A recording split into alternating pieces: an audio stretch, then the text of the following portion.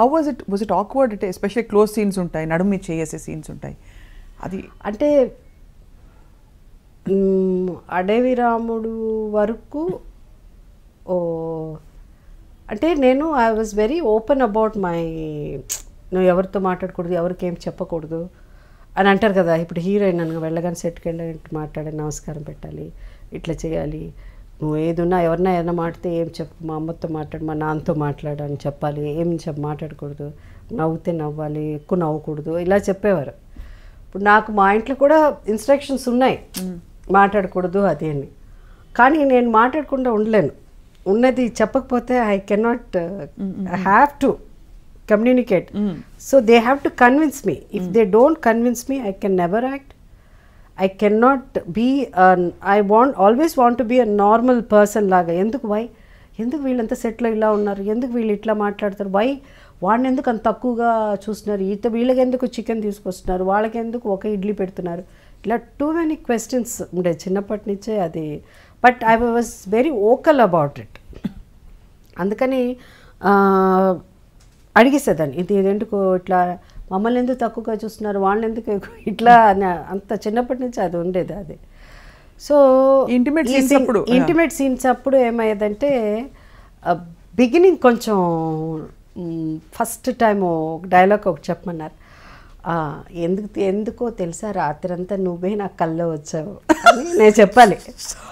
ఒకటే నవ్వు వచ్చేసేది నాకు, అసలు ఎట్లా చెప్పేది డైలాగ్ అని. ఓన్లీ 15, ఒక పక్కన ఇమ్రాన్ ఖాన్, ఒక పక్కన ఎవరో 15 ఎవరో అతను, దీని how can I say that, నువ్వు చెప్పాలి, నువ్వు మామూలుగా చెప్తున్నావు అట్ట కాదు జయసుధా, కొంచెం అది రావాలి, ఏంటి లవ్ రావాలి అని చెప్పేవాడు.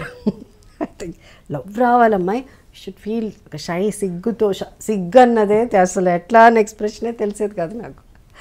సిగ్గుపడాలి ఎప్పుడు ఇలా అని నువ్వు చెప్పలే రాత్రంతా నువ్వే కల్లా వచ్చావు తెలుసా అని నువ్వు అట్ట చెప్పేదాన్ని. నేను అట్లా అంతా చెప్పకూడదు, సిగ్గుతో తల ఇలా అని కొంచెం కళ్ళు ఇలా పైన పెట్టి అలా చెప్పాలంటే నాకు ఒకటే నవ్వు వచ్చేది. నవ్వుకుని మళ్ళీ వచ్చి పక్కన తీసుకెళ్ళిపోయి చెప్పాడు, అట్లా నవ్వకూడదు, నువ్వు షుడ్ నాట్ లావ్, how can I tell that dialogue, నువ్వు యూ హ్యావ్ టు టెల్ చెప్పి అట్లా చెప్పించేవారు. సో ఆ ఏజ్ డిఫరెన్స్ అన్నది అనిపించింది. It's because of that maturity, అది లేక ఇంకా చిన్నపిల్లల తనం కాబట్టి అట్లా అనిపించేది. ఇప్పుడు కూడా your so much like a child in your heart. అవును, అంటే మీరు మీ గురించి మీరు ఇంత నవ్వుకుంటున్నారు ఇందా నుంచి, అండ్ ఇలా నా గురించి నేను నవ్వుకోకపోతే ఐ కెన్ నాట్ సర్వైవ్, ఇంత దాకా లాగేదని కాదు. I have somewhere, life is so thus you just have to move on. You cannot ఏం జరిగింది ఏంటి అని ఉన్నది మనసులో ఉన్నది మనం చెప్పేసేయాలి, ఆ లోపల దాచుకుని బయట లైఫ్లో యాక్ట్ చేయాలంటే నా వల్ల కాదు అస్సలు. యా, సో అక్కడి నుంచి ఇప్పుడు అయితే ప్రకాష్ రాజ్ గారు, sorry, coming to Prakash, the chemistry, నేను అదే అంటాను, అందరితో బాగా మాట్లాడి నవ్వుకుని మేము చాలా ప్రకాష్తో హాయ్ ప్రకాష్, బాయ్ ప్రకాష్, మధ్యలో ఏదన్నా ఉంటే ఒక 2-3 మినిట్స్ మాట్లాడుకుంటాం, అంతకంటే అసలు ఎప్పుడు మేము చాలా తక్కువ మాట్లాడుకోవడం. But see how it works out the screen మీద అమ్మ నాన్న తమిళ, అదే మన ఇది బొమ్మరిల్లు అయితే శతమానం భవతి ఆల్సో, శతమానం భవతిలో అయితే కొన్ని ఎక్స్ప్రెషన్స్ అసలు వీళ్ళిద్దరు ఇంత ఎన్నో ఏళ్ళు కాపురం చేసి మొగుడు పెళ్ళం ఇది అది, ఆ ఫీలింగ్స్ కానీ వీళ్ళ లుక్స్లో ఉండేది కొన్ని. ఎలా వస్తుంది మీకు అది లోపల నుంచి వెన్ యూ యాక్ట్? అలాగే వచ్చేసింది, అందుకే సహజ నటి. ఏమి తెలియదు నాకు ఎప్పుడు, I never plan, I don't do, but I feel that this is what is life. అది చెప్పుకుంటా లోపల. ఇప్పుడు సైలెంట్ అంటే ఓ నువ్వు ఇట్లా ఇట్లా చేస్తాడా అట్లా అని, లోపల ఐ బికమ్ దట్ క్యారెక్టర్ అంతే, ఐ బికమ్ దట్ క్యారెక్టర్ అంతే. Such a great gift. ఒక డైలాగ్ ఏమైనా గుర్తుందా మీకు? ఒక్కటి కూడా, మీ హెవీయెస్ట్ డైలాగ్ ఏదో ఒకటి? హెవీయెస్ట్ డైలాగ్ ప్రేమాభిషేకంలో కావచ్చు, ఏదో రాజు అమ్మాయి అంటుంది, ఏదో రాజు లేదు. సి నేను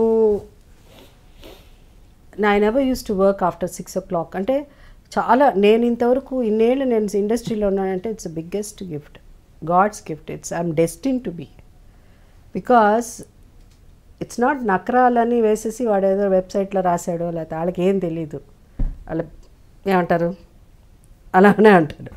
సో నకరాలు మీరు నకరాలు చేస్తారు వాళ్ళు ఎవరో అక్కడ ఒకవేళ రాసుకుని మీరు అన్నారు కదా వెబ్సైట్లో వెయిట్ ఇది వాళ్ళకి ఏం తెలీదు. My journey they don't know because they just right because they want to cell you know.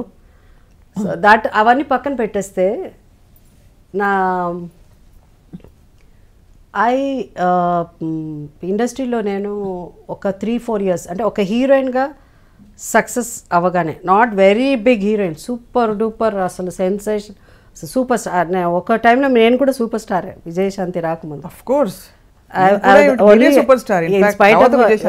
In spite of Sridevi Jayaprada ఉన్నప్పుడు కూడా మన సితారా మ్యాగజైన్ వాళ్ళు ఇది పెట్టినప్పుడు 3 సార్లు నేనే సూపర్ స్టార్ అయ్యాను because of the best movies అప్పుడు. సో తెలుగు ప్రేక్షకులు వాళ్ళు ఎప్పుడు ఫ్యాన్స్ ఒక గ్లామరు ఒక అందమే కాదు, నటన అన్నది ఇంపార్టెన్స్ అన్నది ఎంత ఇంపార్టెంట్ అన్నది అప్పుడు నన్ను సూపర్ స్టార్గా ఎన్నుకోవడంలో ప్రూవ్ చేశారు. అవును.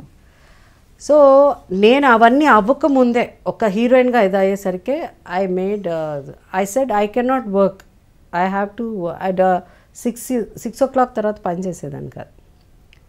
మేబీ బికాస్ ఎక్కువ సోహన్ బాబు గారితో కూడా యాక్ట్ చేయడం వల్ల ఆ ఇన్ఫ్లుయెన్స్ కూడా ఉండొచ్చు బికాస్ ఈ never likes to work after 6. So నేను చాలా ఇదిగా మా గురుగారు ఇంత గ్రేట్ దాసి నారాయణరావు గారి దగ్గరే ఒక స్టేజ్లో I don't want to work after 6 o'clock ఆయన డైరెక్ట్గా చెప్పు ఆరుతారు, ఆయన తిడతాడు డెఫినెట్ తెలుసు, అయినా అక్కడ కూడా 6 తర్వాత చేయలేదు. అందరూ ఈక్వలే. అప్పుడు నాకు ఇష్టం లేదు 6 తర్వాత చేస్తే నాకు సినిమాలే యాక్ట్ చేయడం ఇష్టం లేదు. 6 తర్వాత ఏం చేయాలని ఏం లేదు, ఇంటికి వెళ్ళిపోయిన తర్వాత మేకప్ తీసేసి అక్కడ నాకు వంటనో లేకపోతే సినిమాకి వెళ్ళిపోవడం. అంటే ఆ ఏజ్లో అప్పటికి ఇంకా పెళ్ళి అవ్వలేదు. సో ఆ engage I want to live, I want to be myself, I want to be with my friends. And that is without makeup. మా ఇంట్లో చాలా ఏళ్ల దాకా నా షీల్డ్స్ అన్ని పెట్టేదాన్ని కాదు. ఇంటికి వస్తే సినిమా ఇదిగా అదేంటిది అన్న అంటే మామూలుగా ఉండాలని, బికాజ్ ఎవ్రీ టైం ఇవన్నీసరికి ఏదో సమ్ కైండ్ ఆఫ్ తెలియని ఒక టెన్షన్ ప్రెషర్ వస్తుంది. సో అట్లా నేను ఉండేదన్నమాట. సో 6 o'clock అన్నది మానేశాను. ఎప్పుడు పెళ్ళయిందో పెళ్ళి అవ్వగానే అవుట్డోర్లు, పిల్లలు పుట్టగానే అవుట్డోర్ మానేశాను. That's what after so many years I did Shatamanam Bhavati. So ఇదన్నీ నకరాలు కాదు. This is what I want to live. I want to lead a normal life. I want to go to mall, I want to go to beauty parlour. First నుంచే పెద్ద ఎక్కువ ఉండేది కాదు. నాకు భయం ఎక్కువ బ్యూటీ అంటే. ఒకప్పుడు మేము ఎక్కువ బ్యూటీ పార్లర్ వెళ్ళేది హీరోయిన్గా ఉన్నప్పుడు to remove the tan because ఎక్కువ అవుట్డోర్లు ఉండేది. దాని తర్వాత నాకు కర్లీ హెయిర్ ఉండేది. స్ట్రైట్నింగ్ క్రీమ్స్ వచ్చిన తర్వాత 70sలోనే స్ట్రైట్నింగ్. మన వాళ్ళు ఇప్పుడు అనుకుంటారు ఏదో స్ట్రైట్నింగ్ క్రీమ్, 70sలోనే అంటే ఎర్లీ 80sలోనే స్ట్రైట్నింగ్ క్రీమ్స్ వచ్చింది, హెయిర్ స్ట్రైట్నింగ్ ఇలాంటివి ఉండేది. కానీ పెద్ద పెద్ద ఫేషియల్స్ కానీ అవి అన్నది ఎప్పుడు అది. కానీ ఇప్పుడు కూడా I don't want to go through under a knife or laser or anything. I just want to age gracefully అంతే.